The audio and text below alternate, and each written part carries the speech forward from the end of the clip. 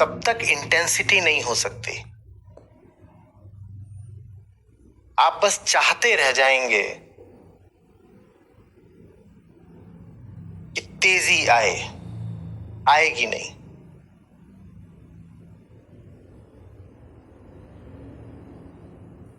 जिन मशीनों को जितनी ज्यादा गति से परफॉर्म करना होता है, उनके पुर्जे उतनी ही सावधानी से बनाए जाते हैं। उनके ल्यूब्रिकेंट्स भी बहुत उच्च कोटि के होते हैं और बहुत महंगे बनते हैं वो पुर्जे। उनमें आपस में घर्षण ना हो, इसीलिए अलाउंसेस बहुत छोटी होती हैं, क्योंकि भीतरी संरचना, डिजाइन, निर्मित, अभिकल्पना जब वो ठीक होती है तभी बाहरी गति पाई जा सकती है। बाहरी गति कामना की तीव्रता का परिणाम नहीं होती, भीतरी शुद्धता का परिणाम होती है। कामना बहुत जबरदस्त हो और भीतर सब अंजड़ पंजड़ उल्टे पुल्टे हो, तो गति बढ़ाने से सबक इतना होगा कि पूरी मशीन, पूरी व्यवस्था बिखर जाएगी। एक जर्जर, बिल्कुल खस्ताहाल गाड़ी हो, ठीक, और आपको मान लीजिए कहीं ढलान मिल गई या कुछ हो गया, लंबी ढलान, 15 किलोमीटर लंबी ढलान, और आपने वो गाड़ी बहुत तेज दौड़ा दी। एक तो ढलान और ऊपर से जितना आप उसमें एक्सेलरेशन ले सकते थे ले लिया, तो क्या होगा? ढलान समाप्त होने से पहले गाड़ी बिखर जाएगी। जैसी हमारी भीतरी हालत रहती है, अगर हमें गतिशीलता का बाहरी माहौल मिल भी जाए तो वो माहौल हमारे लिए और अनिष्टकारी हो जाएगा।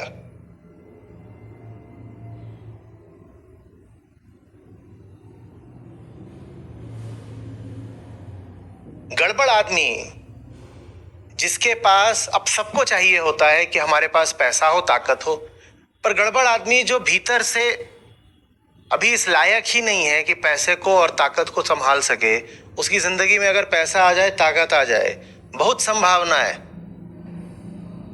वो खुद को बर्बाद कर लेगा और दुनिया को भी बर्बाद करेगा। और इसीलिए उसके पास ना पैसा आ रहा था ना ताकत आ रही थी। अच्छा ही था, कुछ नहीं आ रहा था।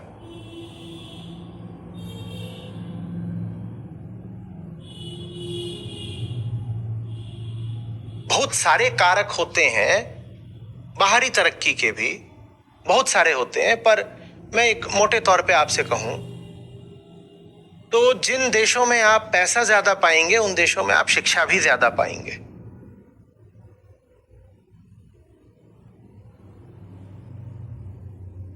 वजह है, शिक्षा बहुत कम हो और पैसा आ गया होता तो क्या हुआ होता?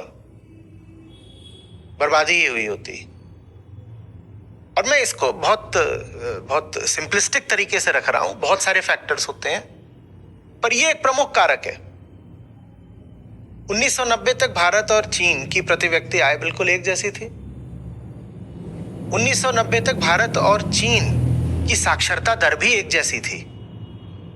आज चीन की आबादी में मुश्किल से 2-3% लोग हैं जिनको आप साक्षर नहीं बोल सकते।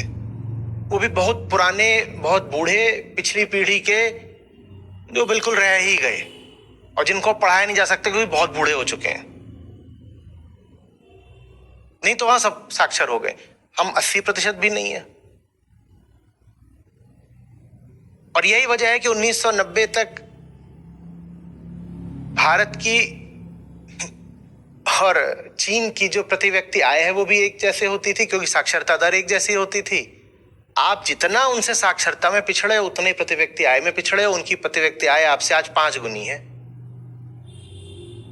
भीतरी बदलाव आता है तो बाहरी बदलाव आ जाता है। आप भीतर से शिक्षित होते हो तो आप बाहर से फिर संपन्न भी होने लग जाते हो। हम नहीं कह रहे कि हर आदमी जो शिक्षित है वो संपन्न भी होगा, पर एक मोटे तौर पर नियम बता रहे हैं। और कभी आपने उल्टी गंगा बहा दी कि साहब शिक्षा वगैरह तो कुछ नहीं है, पर किसी वजह से आपको पैसे मिल गए, तो उससे फिर नाश ही होता है, जैसे पाकिस्तान में हुआ था। जियोपॉलिटिकल सिचुएशन उनकी ऐसी थी, जो लोकेशन ही है देश की वो ऐसी थी कि 80 के दशक में उनको खूब डॉलर मिले सोवियत संघ के खिलाफ लड़ने के लिए। अब वो जो डॉलर आ रहे हैं वो ऐसा तो नहीं है कि वो भीतरी किसी गुण की वजह से आ रहे हैं, वो डॉलर बस यूं ही आ रहे हैं। तो उन डॉलरों का इस्तेमाल करके पाकिस्तान ने खुद को बर्बाद ही किया।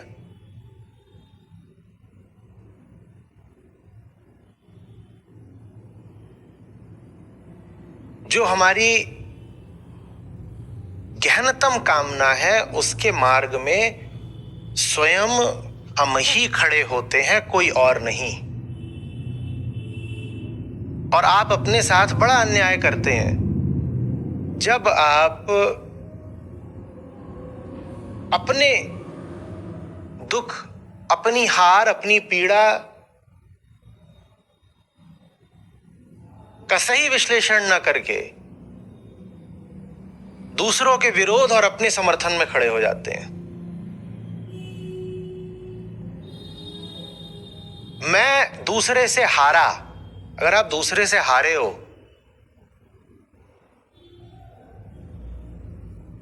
तो प्राकृतिक वृत्ति ये होती है कि दूसरे को दोष दो, दूसरे पे क्रोध करो। आप दूसरे से हारे, कोई स्थिति थी जहां आपको लगा आप अपमानित हुए हैं, आपने दुख पाया है, हार झेली है, सबसे पहले खुद को दोष दिया करिए। पर खुद को हम नहीं दोष देते हैं, हम अपने समर्थन में खड़े हो जाते हैं। और जो हार झेलने के बाद अपने भीतरी ढांचे के समर्थन में खड़ा हो जाता है, वो अपने आप को और बड़ी हार के लिए तैयार कर रहा है।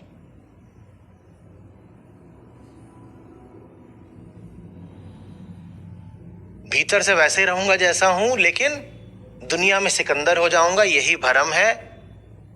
आज आखिरी बात, समापन कहिए या उद्यापन कहिए हो रहा है भजन का, आखिरी बात साहब यही कह रहे हैं, किया मेरा भरम सब दूर, वो यही है। जीव हो तो दुनिया में तो आनंद से ही जीना चाहते हो, जीव हो तो जियोगे तो जगत में ही। लेकिन जगत में अगर जीत चाहिए तो काम भीतर करना पड़ेगा। जगत में जीत के लिए जगत को नहीं जीतना होता, जीव को जीतना होता है, स्वयं को जीतना होता है।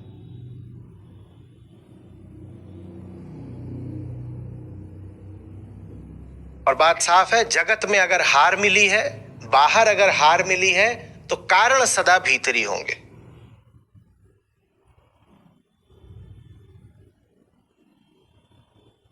बाहर की हार के लिए बाहर वाले को दोष देना माने अगली हार की पूरी व्यवस्था हो चुकी है।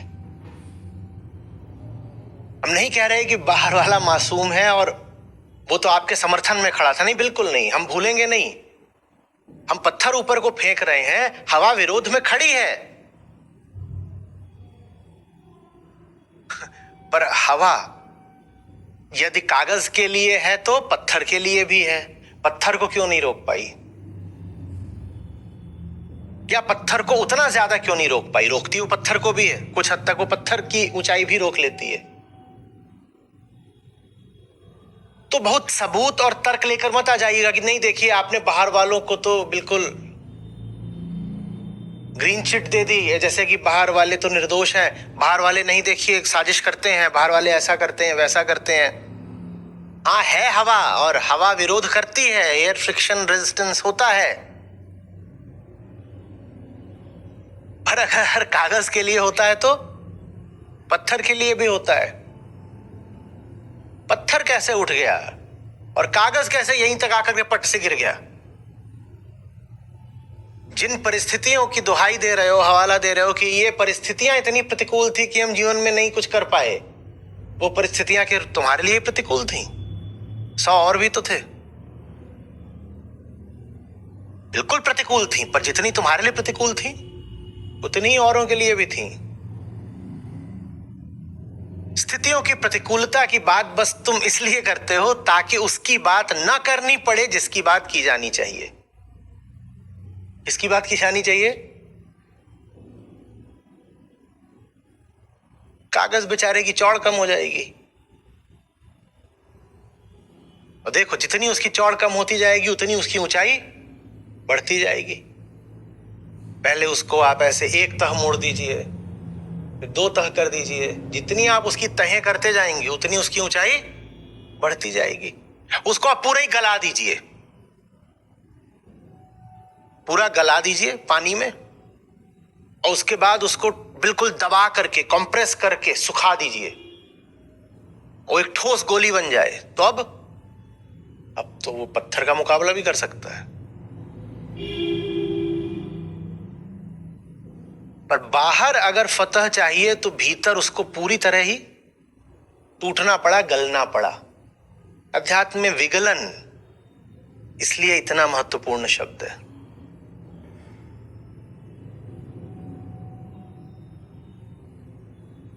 तर्क जो है इसका वो आपको स्पष्ट कर देता हूं ताकि कभी आपको खुद से बहस करनी हो तो आप कर पाए। मैं कुछ और होना चाहता हूं, जो भी मुझे मेरी सीमित बुद्धि समझ में आता है, पर इतना तो मुझे समझ में आता है कि मैं जैसा हूं मैं ठीक नहीं। मैं बहुत स्पष्ट नहीं देख पा रहा मुझे क्या होना चाहिए, पर दूसरों को देख के, आदर्शों को देख के, ग्रंथों को सुन करके मुझे थोड़ी सी भनक लगती है कि मैं ऐसा हूं और मुझे ऐसा होना है। मैं इस तल पर हूं, मुझे इस तल पर, थोड़ा सा ऊंचे तल पर पहुंचना है। ये कह के ही आपने क्या स्वीकार कर लिया है कि इन दोनों में से ज्यादा मूल्य किसका है? ये याद रखिएगा, ये भूल जाते हैं। मैं यहां हूं और मेरी कामना कहती है मैं ये ऐसा हो जाऊं, ऐसा हो जाऊं। उसके लिए मैं अलग अलग दिशाओं में भागता हूं।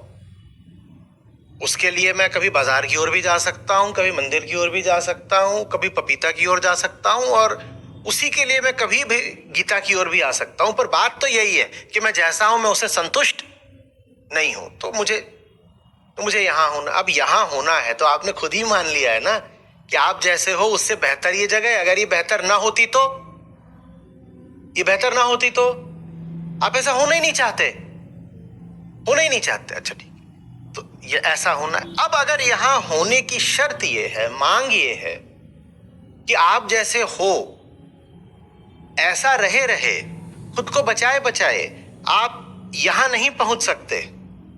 2 में से एक को चुन लो, या तो अपना वर्तमान स्वरूप बचा लो या यहां पहुंच जाओ। तो बताइए, अब इन दोनों में से किसी एक का चुनाव आप किस आधार पर करेंगे? आधार स्पष्ट होना चाहिए। मैं यहां हूं, मैं ऐसा हूं, ये मेरी चेतना का, मेरे जीवन का स्तर है, और कोई भी अपने स्तर से संतुष्ट कभी नहीं होता। हर आदमी बदलना चाहता है, बेहतर होना चाहता है, ठीक है ना? यहां तक मैं यहां पर हूं, मैं यहां पहुंचना चाहता हूं, यहां पहुंचना चाहता हूं, यहां नहीं पहुंच पाता इसीलिए उदास रहता हूं, बेचैन रहता हूं, ये सब होता है। यहीं पहुंचने के लिए इधर उधर 100 तरफ भागता हूं, ये सब भी हम जानते हैं। बहुत आसान होता, जैसा मैं हूं ऐसे ही उचक करके यहां बैठ जाता, कुछ बदलना पड़ा नहीं। जैसे आदमी लिफ्ट में चढ़ता है, जैसे आप नीचे थे वैसे ही 6ठी मंजिल पे पहुंच गए, मजा आ गया, कोई दिक्कत नहीं हुई। पर यहां नहीं है ऐसा। अस्तित्व एक शर्त रखता है। अस्तित्व कहता है या तो यहां पहुंच लो या जैसे हो वैसे खुद को बचा लो। या तो यहां पहुंच लो या जैसे अभी हो ऐसी अपनी हालत की रक्षा कर लो। इन दोनों में से मुझे चुनाव करना है, भावना वगैरह नहीं। तर्क के आधार पर बताइए मैं ये चुनाव कैसे करूं?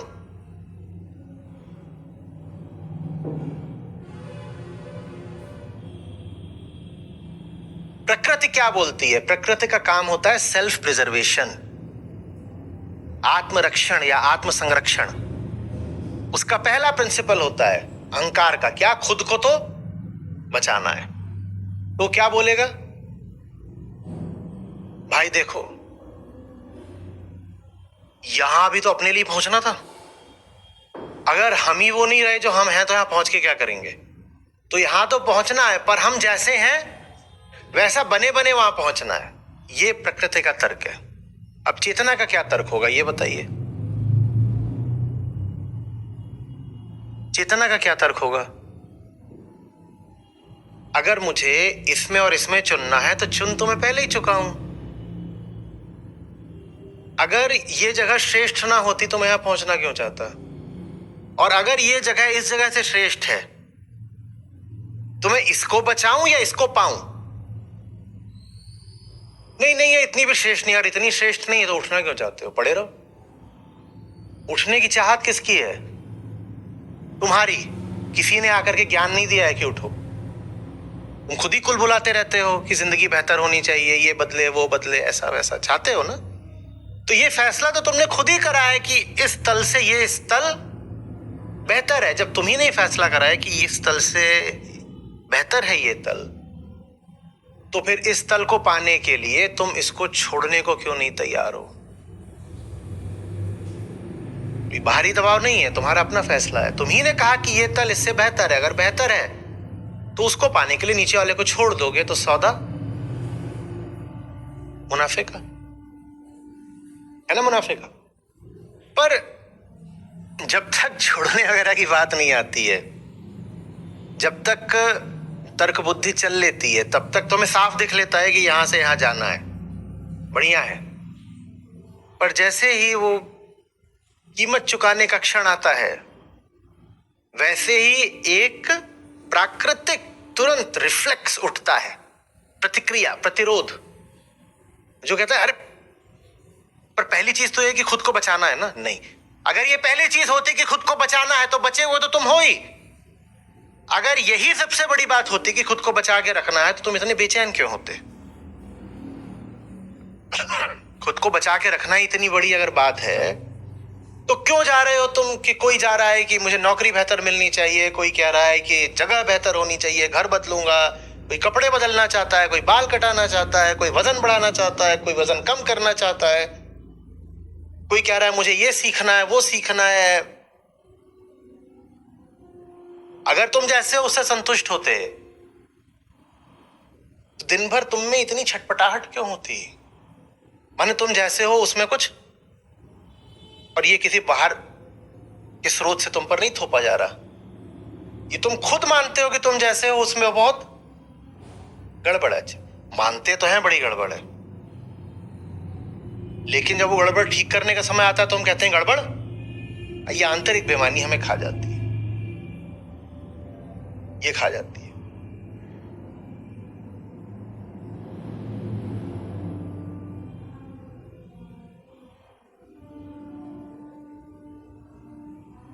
तर्क को भावना से ऊपर रखो सदा,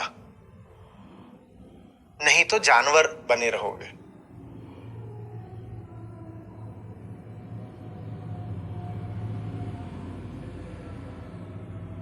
पुरानी हो गई है फटफटिया मोटरसाइकिल या कार, दिन भर उसमें दुख पाते हो।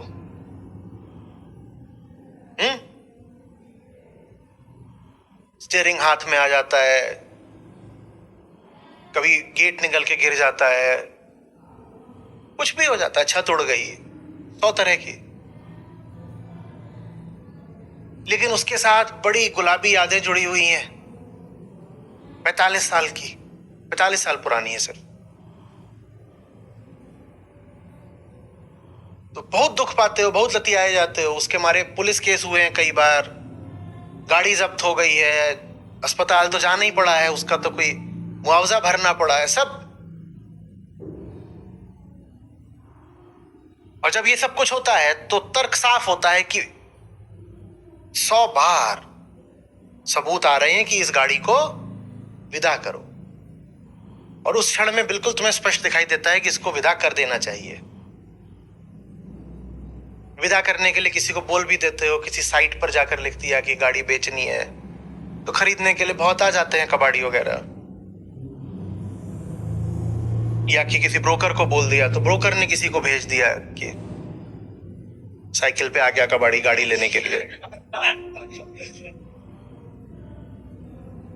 पर जब बेचने का क्षण आता है तब क्या होता है? भावनाओं का बिल्कुल सीटी बजने लग जाती है। इसी में एक बार फलाना बैठा था, ठिकाना बैठा था, मुन्नू का जन्म पिछली सीट पे हुआ था। कुछ भी, कौन कौन कांड कर रखे हैं तुमने गाड़ी में कौन जाने। तो सारे कांड याद आने लग जाते हैं 45 साल के, और तब छोड़ी नहीं जाती। बस यही है और कुछ नहीं है।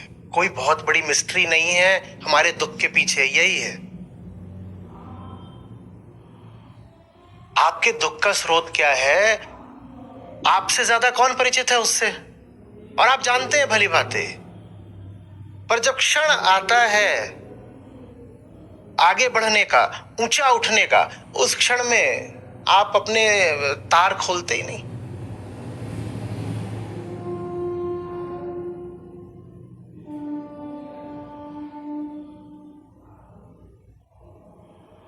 आप इंतजार करते हो कि किसी दिन इतनी भारी दुर्घटना हो, और लोहा इतना छितर जाए कि उसको समेट करके घर लाना संभव ही ना रहे, तभी छूटेगी है, और ऐसे ही छूटती भी है। नहीं तो उसके 2-4 टुकड़े तो कई बार हो चुके हैं, आप हर बार उनको ले आके सिल देते हो। प्रतीक समझ रहे हैं ना सारे? ये सिला सिली का गेम कब तक चलेगा? जिसको फटना ही है, तुम काहे उसको बार बार बीनने में लगे हो?